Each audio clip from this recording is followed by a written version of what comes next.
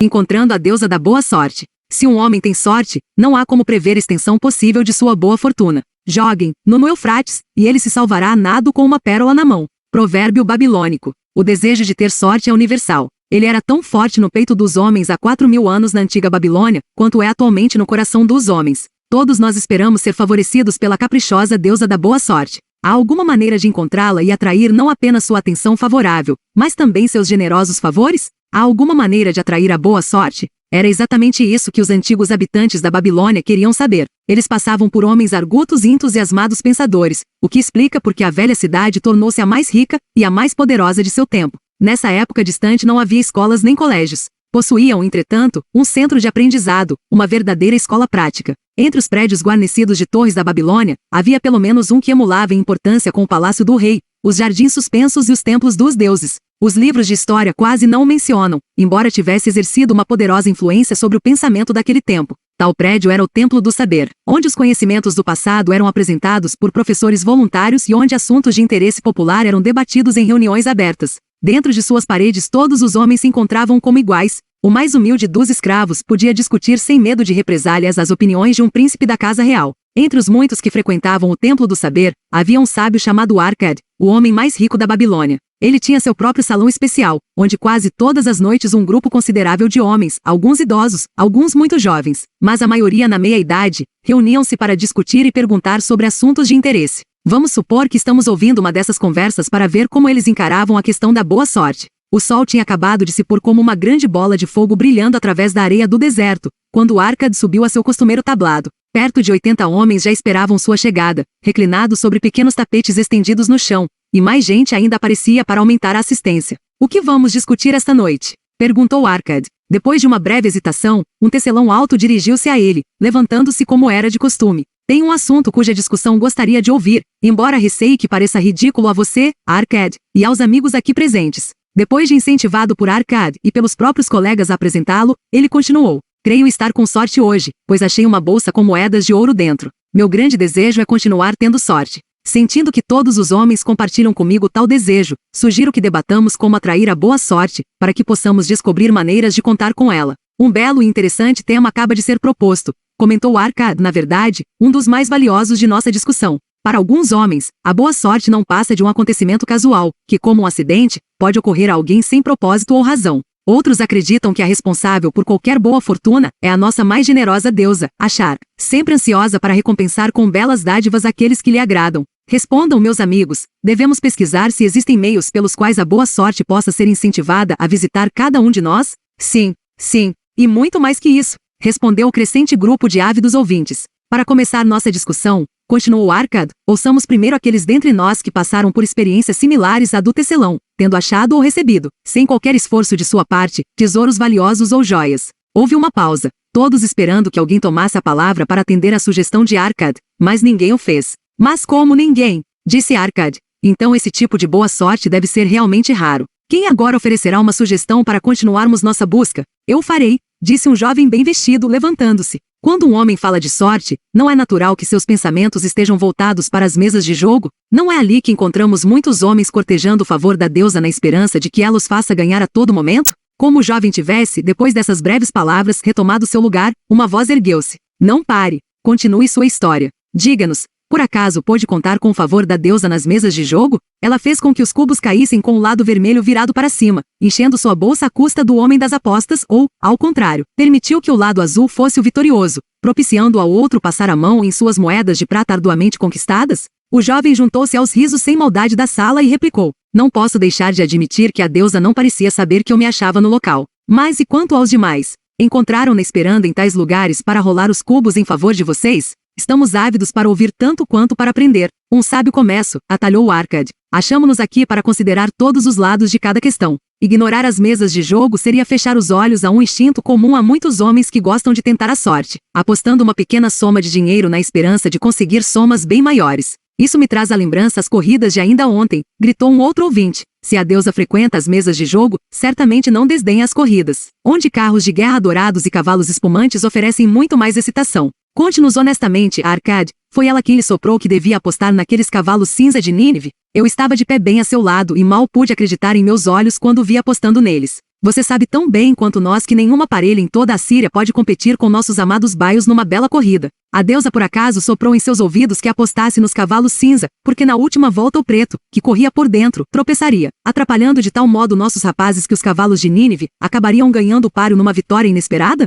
Arcade sorriu indulgentemente devido ao gracejo. Que motivo temos para pensar que a boa deusa se ocuparia das apostas de um homem num cavalo de corrida? Para mim, ela é uma deusa de amor e dignidade cujo prazer consiste em ajudar os necessitados e recompensar aqueles que fizeram por onde merecer. Espero encontrá-la não nas mesas de jogo ou nas corridas em que os homens perdem mais do que ganham, mas nos lugares onde as ações humanas têm mais valor e são mais dignas de recompensa. No cultivo da terra, nas relações comerciais honestas, em qualquer ocupação humana, há oportunidade de lucros decorrentes do esforço pessoal e de negócios bem realizados. Naturalmente, nem sempre o indivíduo será recompensado, porque às vezes seu juízo pode falhar, tanto quanto, em outras ocasiões, os ventos seu mau tempo podem acarretar o malogro de todos os seus esforços. Mas, se persistir, poderá contar com bons lucros no futuro. Isso acontece porque as chances de lucro estão sempre a seu favor. Mas, quando um homem joga apostando, a situação se inverte, pois as possibilidades de lucro acham-se frequentemente contra ele e a favor daquele que dirige a banca. O jogo sempre beneficia este último. Faz parte do negócio que ele tenha direito a uma percentagem sobre as quantias apostadas. Poucos jogadores percebem como são certos os lucros do dono da banca, e como são incertas suas próprias chances de vencer. Consideremos como exemplo as apostas feitas no jogo de cubos. Toda vez que o cubo é lançado, nós apostamos no lado que cairá virado para cima. Se der o vermelho, o dono da banca tem de nos pagar 4 vezes o valor de nossa aposta. Se der, entretanto, qualquer outro dos 5 lados restantes, perdemos. Assim, em cada jogada contamos com 5 chances de perder, mas, uma vez que o vermelho paga 4 por 1, temos 4 chances de vencer. Numa única noite de jogo, o dono da banca pode contar com lucros certos no valor de 1/5 de todas as apostas feitas. Pode um homem esperar vencer se não ocasionalmente contra vantagens arranjadas de tal modo que, pelo simples fato dele entrar numa casa de jogo, já o despojam de 1/5 de suas apostas? Mas há casos em que alguns homens conseguem ganhar somas bastante altas, arriscou um dos ouvintes. Certamente, continuou Arcade. Percebendo isso, pergunto-me se o dinheiro conseguido dessa maneira traz um valor permanente àqueles que têm sorte. Entre meus conhecidos se acham muitos dos mais exitosos homens da Babilônia, mas sinto-me incapaz de apontar um único que tenha começado a triunfar a partir de uma fonte como essa. Todos vocês aqui reunidos esta noite conhecem muitos de nossos abastados cidadãos. Seria do maior interesse para mim saber quantos deles podem creditar às mesas de jogo o início de seus anos venturosos. E se cada um de vocês falasse dos que conhece, o que dizem? Depois de prolongado silêncio, um gaiato aventurou. Sua pergunta inclui os donos da banca? Se não se lembra de mais ninguém, respondeu Arcade. Se nenhum de vocês pode lembrar-se de ninguém, que tal vocês mesmos? Há bons vencedores por aqui hesitando em recomendar o jogo como uma possível fonte de renda? Seu desafio teve como resposta gemidos procedentes do fundo da plateia, que arrancaram muitos risos. Teríamos a impressão de não estarmos procurando a boa sorte nos lugares que a deusa costuma frequentar, continuou ele. Sendo assim, vamos explorar outros campos. Já vimos, portanto, que ela não se acha no fato de toparmos casualmente com uma carteira perdida, nem nas mesas de jogo. Quanto às corridas, devo confessar que perdi mais dinheiro do que ganhei. Vejamos agora nossas ocupações e negócios. Não é natural que, em seguida a uma vantajosa transação, consideremos isso não como um belo lance da sorte, mas como uma justa recompensa pelos nossos esforços. Estou inclinado a pensar que podemos estar desprezando as dádivas da deusa. Talvez ela realmente nos assista, quando não apreciamos sua generosidade. Alguém sugere uma outra discussão? Um comerciante idoso levantou-se, repuxando sua elegante vestimenta branca. Com a permissão de vocês, honrado Arcade, e caros amigos, ofereço uma sugestão. Se, como você disse, devemos acreditar em nossa própria habilidade e capacidade para o êxito de nossos negócios, por que não considerar os sucessos que estivemos a ponto de obter, mas que nos escaparam, situações que teriam sido mais lucrativas? Elas teriam sido um raro exemplo de boa sorte se realmente tivessem ocorrido. Como não se concretizaram, não podemos considerá-las como nossa justa recompensa. Certamente haverá entre nós homens capazes de relatarem experiências nesse sentido. Trata-se de uma bela abordagem, aprovou Arcade. Quem entre vocês teve ao alcance uma boa sorte somente para vê-la escapar? Muitas mãos se ergueram, inclusive a do comerciante idoso. Arcade animou a tomar a palavra. Como autor da proposta, gostaríamos de ouvi-lo primeiro. Contarei de bom grado a vocês uma história, disse ele, que ilustra como a boa sorte pode chegar tão perto de um homem, e quão cegamente pode ele permitir que ela escape, trazendo perda e remorso. Há muitos anos, quando ainda era jovem, recém-casado e no começo de uma promissora carreira, meu pai me procurou e insistiu energicamente comigo para que eu participasse de um determinado investimento. O filho de um de seus amigos tivera conhecimento de um pedaço de terra, estéril, não muito além das muralhas de nossa cidade. Ficava bem acima do canal e não era alcançado pelas águas. O filho do amigo de meu pai arquitetou um plano para comprar essa terra, construir 3 grandes rodas d'água que pudessem ser movidas por bois e dessa maneira trazer até ali a água necessária. Depois, dividiria a terra em pequenos lotes e buscaria compradores entre os residentes da cidade. Mas ele não tinha dinheiro suficiente para levar a cabo um empreendimento desses. Tal como eu, era jovem e contava com vencimentos apenas satisfatórios. Seu pai, como o meu, tinha uma grande família e poucos recursos. Por isso resolveu ajudar o filho, tentando convencer um grupo de cidadãos a entrar na empresa com ele. Seria um grupo de 12 pessoas, cada uma das quais se comprometeria a dar 1/10 de seus ganhos para o empreendimento até que a terra estivesse em condições de ser vendida. Cada qual então participaria dos lucros obtidos proporcionalmente ao que tivesse empenhado no investimento. Você, meu filho, disse-me meu pai, acha-se agora na juventude. É meu profundo desejo que comece a construir uma sólida posição para que se torne respeitado entre os homens. Gostaria que se valesse de meus conhecimentos em razão dos próprios erros desatinados que andei cometendo no passado. É o que desejo mais ardentemente, meu pai, respondi-lhe. Então, eis meu conselho. Era o que eu deveria ter feito na sua idade. Separe sempre 1/10 de seus ganhos para empregá-lo em investimentos favoráveis. Com esse 10º e com o que ele próprio terá condições de obter, você poderá, muito antes de chegar à idade em que me encontro, ter acumulado uma considerável soma. O que está dizendo, meu pai, são palavras de sabedoria. Realmente desejo enriquecer, mas há muitas maneiras de empregar meu dinheiro. Por isso estou ainda hesitante quanto a seguir seus conselhos. Sou jovem. Há muito tempo. Pensei do mesmo modo em sua idade, e como pode ver, muitos anos acabaram se passando sem que eu tivesse dado sequer os primeiros passos. Vivemos numa época diferente, pai. Evitarei cometer os seus erros. A oportunidade se apresenta diante de você, meu filho, e está oferecendo uma chance que pode levá-lo à riqueza. Imploro-lhe, não adie as coisas. Procure amanhã mesmo o filho de meu amigo e combine com ele pagar 10% dos seus ganhos para esse investimento. Sim, vá amanhã mesmo. A oportunidade não espera por ninguém. Hoje está aqui, amanhã já não sabemos para onde se foi. Por isso, não perca tempo. Apesar dos conselhos de meu pai, hesitei. Tinham acabado de chegar à cidade, trazidas por mercadores vindo do leste, roupas tão refinadas que eu e minha boa esposa logo pensamos em comprar. Se tivesse de destinar 1/10 de todos os meus ganhos para o tal investimento, seria obrigado a privar-nos desse e de outros prazeres tão desejados. Demorei a tomar uma decisão, até que ficou tarde demais. Tempos depois acabei me arrependendo. O empreendimento revelou-se mais vantajoso do que qualquer um dos participantes podia prever. Essa é minha história, mostrando como permiti que a boa sorte escapasse. Nessa história vemos como a boa sorte costuma procurar o homem que acredita nas oportunidades, comentou um homem moreno do deserto. Para construir uma sólida posição é sempre necessário um começo. Esse começo podem ser algumas moedas de ouro ou de prata que um homem separa dos próprios ganhos para o seu primeiro investimento. Eu, por exemplo, sou proprietário de muitas cabeças de gado.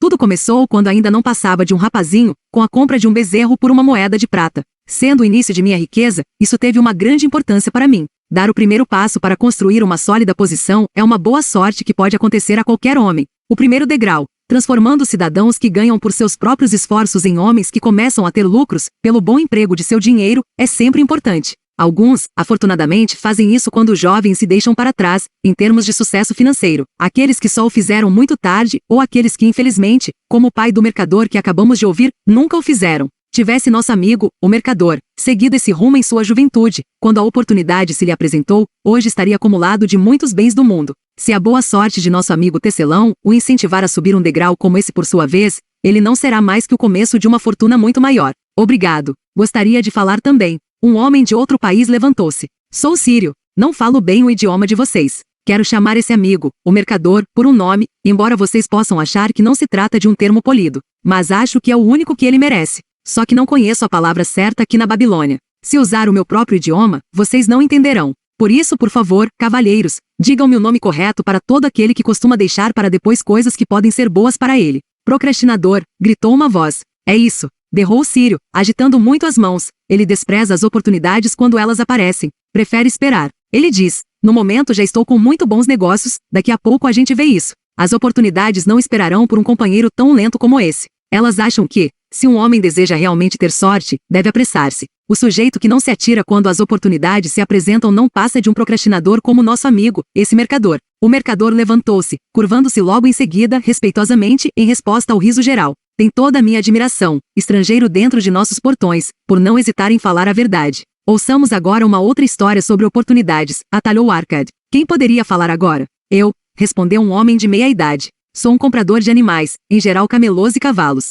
Às vezes também compro ovelhas e cabras. A história que tenho para contar mostrará como a oportunidade veio até mim uma noite, quando menos a esperava. Foi talvez por isso que a deixei escapar. Confio a vocês, entretanto, o julgamento. Retornando à cidade uma noite, depois de uma desencorajadora expedição de 10 dias em busca de camelôs, fiquei muito irritado por encontrar os portões da cidade fechados e trancados. Enquanto meus escravos armavam a tenda para o pernoite, que seria passado com pouca comida e sem água, aproximei-me de um fazendeiro idoso que, como nós mesmos, achava-se fora das muralhas. Honrado senhor, dirigiu-se ele a mim. Por sua aparência, julgo estar falando com um comprador. Se eu estiver certo, muito me agradaria vender-lhe o mais excelente rebanho de ovelhas a um ótimo preço. Ai de mim, minha esposa encontra-se de cama, ardendo em febre. Preciso voltar o mais depressa possível. Compre minhas ovelhas, para que eu e meus escravos montemos em nossos camelôs e partamos imediatamente. Estava tão escuro que eu não podia ver o rebanho, mas pelos balidos imaginei que devia ser bastante grande. Havendo consumido inutilmente 10 dias à procura de camelôs, fiquei contente em fazer negócio com ele. Em sua ansiedade, o homem acabou fixando um preço bem interessante. Aceitei, sabendo que meus escravos podiam conduzir o rebanho através dos portões da cidade pela manhã e vendê-lo com um lucro substancioso. Fechado o negócio, ordenei aos escravos que trouxessem tochas a fim de contarmos o rebanho, que, segundo as declarações do fazendeiro, tinha 900 cabeças. Não vou sobrecarregá-los, meus amigos, com a narração de nossas dificuldades, para contar esses animais cansados, mortos de fome e de sede. Isso se revelou uma tarefa impossível. Por isso, disse claramente ao fazendeiro que eu teria de esperar a luz do dia para conferir o rebanho e que só então lhe pagaria. Por favor, honrado senhor, lamentou-se ele, conceda-me 2/3 do preço esta noite para que eu possa partir. Deixarei meu escravo mais inteligente e educado para ajudá-lo na contagem pela manhã. Ele é de minha inteira confiança, e o senhor poderá pagar-lhe o restante. Mas eu era cabeçudo, e me recusei a fazer qualquer pagamento naquela noite. No outro dia, antes de despertar, os portões da cidade foram abertos, e 4 compradores saíram correndo à procura de rebanhos. Estavam ávidos e dispostos a pagar altos preços, porque a cidade achava-se ameaçada de sítio, e não havia comida suficiente. O velho fazendeiro conseguiu pelo rebanho 3 vezes o preço que tinha combinado comigo. Foi desse modo que permiti que a boa sorte escapasse. Essa é uma história extraordinária, comentou Arcade. Que lição podemos tirar dela? A lição de que devemos fechar imediatamente um negócio quando estamos convencidos de que ele vale a pena, declarou um venerável fabricante de celas. Se o negócio for bom, você precisa proteger-se tanto contra sua própria fraqueza quanto contra qualquer outro concorrente. Nós mortais somos mutáveis. Quero dizer, mais aptos a mudar de opinião quando estamos certos do que quando estamos errados. Nós somos realmente cabeçudos, estamos constantemente propensos a vacilar e deixar as oportunidades escaparem. Meu primeiro juízo é sempre o melhor, mas sempre encontrei dificuldade para obrigar-me a prosseguir com um bom negócio. Por isso, como uma proteção contra minhas próprias fraquezas, faço imediatamente um depósito para garanti-lo. Isso me resguarda contra futuros remorsos por não ter aproveitado uma eventual boa sorte. Obrigado. Gostaria de falar novamente. O Círio estava de pé. Tais histórias são muito parecidas. As oportunidades fugindo pela mesma razão. Estão sempre ao alcance das mãos do procrastinador, trazendo-lhe bons planos. Ele sempre hesita, acha que deve esperar uma ocasião melhor, o tempo passando. Como pode ser bem-sucedido o homem que age assim? Sabe as palavras, meu amigo, respondeu o comprador. A boa sorte dá as costas à procrastinação nessas 2 histórias. Mas isso não é incomum. O espírito de procrastinação está dentro de todos os homens. Queremos ser ricos, mas, sempre que as oportunidades aparecem diante de nós, esse espírito de procrastinação nos incita, com o nosso próprio consentimento, a adiar as coisas. Por dar ouvidos a ele, tornamo-nos nossos piores inimigos. Em minha juventude não identificava essa tendência dos homens com o vocábulo que tanto agradou a nosso amigo da Síria. Pensava, no início, que era o meu pobre juízo que me fazia perder negócios tão lucrativos. Mais tarde joguei a culpa na minha teimosia. Por fim, tive de dar o braço a torcer. Tratava-se de um hábito de adiamento desnecessário, onde se precisava de uma ação rápida e decisiva. Como odiei a procrastinação quando a verdade finalmente se mostrou. Com a amargura de um asno selvagem preso a uma carroça, fugi desse inimigo de meu sucesso. Obrigado. Gostaria de fazer uma pergunta ao senhor mercador. Era o Círio outra vez. Você usa roupas finas, que em nada se parecem com as de um homem pobre, e fala como um homem bem-sucedido. Conte-nos, você ainda dá ouvidos à procrastinação? Como comprador nosso amigo, respondeu o mercador, eu também acabei por reconhecer a procrastinação e bani-la. Para mim, ela provou ser uma inimiga, pois me observava, esperando ver frustradas minhas realizações. A história que contei é apenas uma entre os muitos exemplos similares que poderiam ser citados, para mostrar como isso me desviou de minhas oportunidades. Depois que compreendemos, não é difícil superar tal coisa. Nenhum homem permite voluntariamente que o ladrão roube suas sacas de cereais. Tampouco permite voluntariamente que um inimigo seduza seus clientes ou roube seus lucros. Quando uma vez percebi que meu inimigo estava praticando ações como essas, subjuguei-o com determinação. Assim, todo homem deve dominar seu próprio espírito de procrastinação, se quiser participar dos ricos tesouros da Babilônia. O que diz, Arcade? Como você é o homem mais rico da Babilônia, muita gente acha que você é um sortudo. Concorda comigo em que nenhum homem pode alcançar uma grande soma de sucesso, até que tenha completamente esmagado o espírito de procrastinação dentro de si? As coisas realmente se passam como você afirma, admitiu Arcade. Durante minha longa vida observei gerações e gerações seguindo adiante por esses caminhos dos negócios, ciência e aprendizado que conduzem ao sucesso na vida. As oportunidades surgem na vida de todos os homens. Alguns se agarram a elas e direcionam-se para a satisfação de seus mais profundos desejos, mas a maioria hesita, falha e fica para trás. Arcade voltou-se para o tecelão. Você sugeriu que discutíssemos sobre a boa sorte. Deixe-nos saber o que pensa agora sobre o assunto. Veja a boa sorte sob uma luz diferente. Tinha pensado nisso como a coisa mais desejável que pudesse acontecer a um homem, sem grande esforço de sua parte. Agora percebo que não se trata de situações que alguém possa atrair para si mesmo. A partir de nossa discussão aprendi que para atrair a boa sorte, é necessário aproveitar as oportunidades. Por isso, no futuro, farei o melhor que puder quando as oportunidades surgirem para mim. Você pegou bem o sentido das verdades trazidas à luz por nossa discussão, replicou Arcade. A boa sorte, de acordo com o que vimos, segue de perto as oportunidades, mas raramente chega de outro modo. O mercador nosso amigo teria sido um eleito da boa fortuna, se tivesse aproveitado a oportunidade que a boa deusa pôs diante dele. Nosso amigo comprador, da mesma maneira, teria sido outro eleito da boa fortuna, se não houvesse hesitado em comprar na hora o rebanho de ovelhas, vendendo-o em seguida a um preço bastante vantajoso. Prosseguimos a discussão até encontrar meios pelos quais a boa sorte pode ser atraída para nós. Creio que achamos o caminho. Duas histórias ilustraram como a boa sorte é consequência das oportunidades. Aqui está a moral que reside em histórias similares sobre a boa sorte, tenha esta sido aproveitada ou não. A boa sorte pode ser atraída desde que estejamos atentos às oportunidades. Aqueles que se mostram ávidos por aproveitar as oportunidades para o seu próprio êxito atraem o interesse da boa deusa. Ela está sempre ansiosa para ajudar aqueles que lhe agradam. E os homens de ação são os que mais conseguem isso. A ação os conduzirá ao encontro do sucesso que vocês tanto desejam. Os homens de ação são favorecidos pela deusa da boa sorte.